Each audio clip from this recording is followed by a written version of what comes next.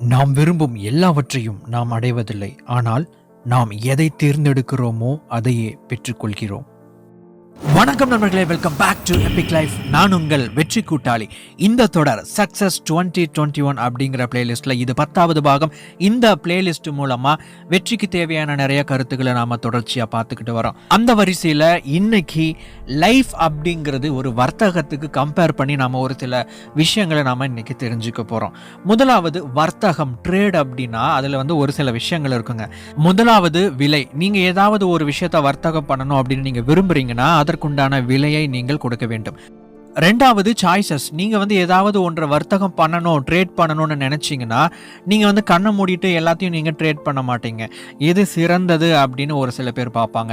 எதுல குவான்டிட்டி அதிகம் அப்படின்னு சொல்லிட்டு பார்ப்பாங்க. எதுக்கு டிமாண்ட் அதிகம் அப்படின்னு சொல்லிட்டு பார்ப்பாங்க.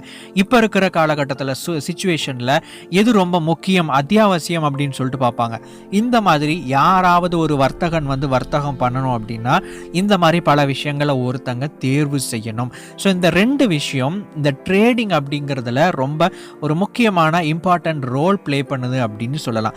அதே மாதிரி வாழ்க்கையை பொறுத்த வரைக்கும் வாழ்க்கை ஒரு வர்த்தகம் அப்படிங்கிற அந்த கோணத்திலிருந்து வாழ்க்கையை அணுகும்போது இந்த ரெண்டு விஷயங்களும் அங்கே இம்பார்ட்டன்ட் ரோல் பிளே பண்ணுது. பொதுவா இந்த கருத்து அடிப்படையில் நம்ம பார்க்கும்போது வெற்றி தோல்வியை இப்படி சொல்லலாம்.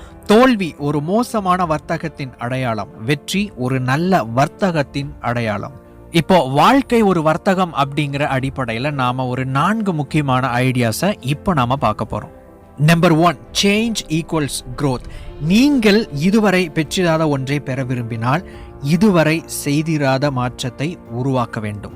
நம்ம வாழ்க்கையில நாம எதிர்பார்க்கிற பலவிதமான முன்னேற்றங்கள் அப்படிங்கிறது ஏதோ ஒரு விதத்துல அது ஒரு மாற்றமாகத்தான் அமைகிறது. இன்னொரு விதத்துல சொல்லணும் அப்படின்னா முன்னேற்றம் என்கிற பெயரில் நாம் மாற்றத்தை தேடிக்கொண்டிருக்கிறோம்.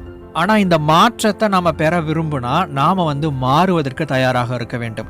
அதாவது நாம நம்முடைய வாழ்க்கையில ஏதாவது ஒரு கட்டம், ஏதாவது ஒரு ஏரியா, ஏதாவது ஒரு பகுதியை நாம் மாற்றத்துக்கு உள்ளாக்கணும் அப்படின்னு நாம விரும்பணும் அப்படின்னா இதுவரைக்கும் நாம பார்க்காத மாற்றத்தை உருவாக்க இதுவரைக்கும் நாம் செய்யாத மாற்றங்களை, வித்தியாசமாக மாறுதலுக்கு உட்படுத்தப்பட்ட செயல்களை நாம் செய்ய வேண்டும். Number 2, change is constant. மாற்றம் ஒன்றே மாறாதது அப்படின்னு சொல்லிட்டு நீங்க கேள்விப்பட்டிருப்பீங்க. வாழ்க்கையில இந்த மாற்றத்தை 2 விதமா எடுத்துக்கலாம், அல்லது 2 விதமான மாற்றங்கள் நமக்கு நடந்து கொண்டு இருக்கிறது.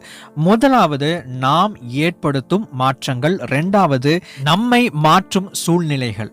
பொதுவாகவே பல பேருடைய வாழ்க்கையில மாற்றம் அப்படிங்கிறது தானாக நிகழ்ந்து கொண்டு இருக்கிறது. அதாவது அவங்களுடைய வாழ்க்கை சூழல் மாறும்போது, ஏதாவது ஒரு சிச்சுவேஷன் வரும்போது நீ மாறித்தான் ஆக வேண்டும் அப்படின்னு வாழ்க்கை சொல்லும் போது நம்ம மாற ஆரம்பிக்கிறோம். ஆனா இந்த மாதிரியான ஒரு மாற்றம் அநேகருக்கு நடந்து கொண்டுதான் இருக்கிறது.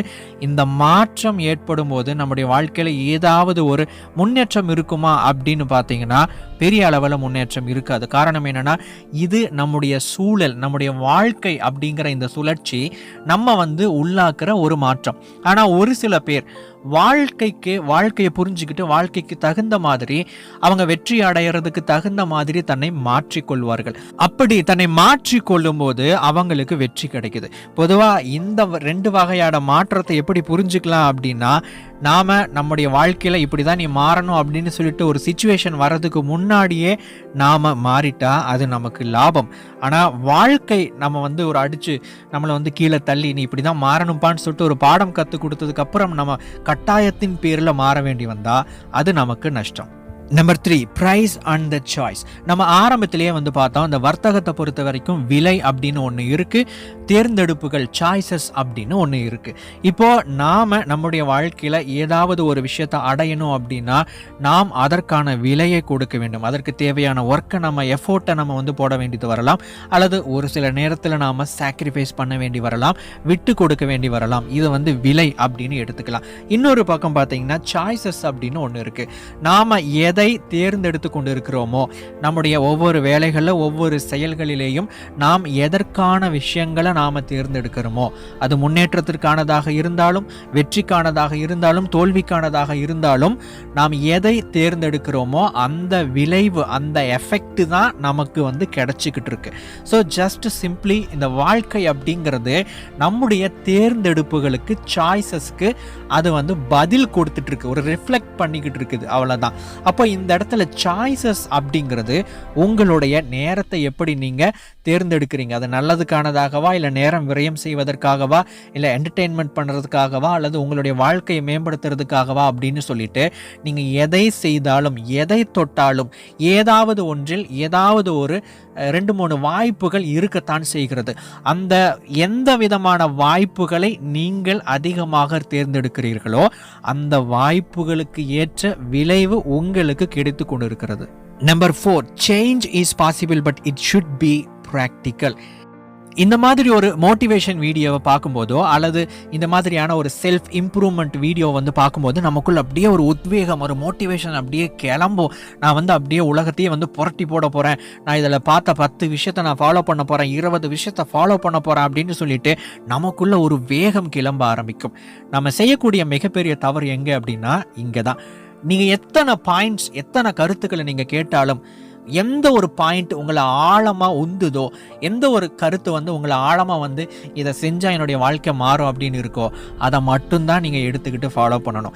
நம்ம என்ன பண்ணுவோம் அப்படின்னா கேட்குற அத்தனை விஷயங்களையும் நம்ம மாற்றின நம்முடைய வாழ்க்கை மிகப்பெரிய மாற்றத்துக்கு உள்ளாகும் அப்படின்னு நினச்சிக்கிட்டு 10ஐயும் செய்ய முயற்சி பண்ணும்போது எதையும் நாம் முழுமையாக செய்திடாமல் பாதியிலேயே நாம் அதை நிறுத்தி விடுகிறோம். ஸோ நீங்கள் உங்கள் லைஃப்பில் எதை மாற்றணும் அப்படின்னு நீங்கள் நினச்சிங்கனாலும், எந்த விஷயத்தை நீங்கள் தேர்ந்தெடுக்கணும் அப்படின்னு நினச்சாலும் அதை ப்ராக்டிக்கலாக இருக்கா அப்படின்னு சொல்லிட்டு முதல்ல பார்த்துக்கோங்க. உங்களால் இப்போ எந்த அளவுக்கு மாற முடியுமோ அந்த சின்ன பேபி ஸ்டெப்ஸில் ஆரம்பிங்க.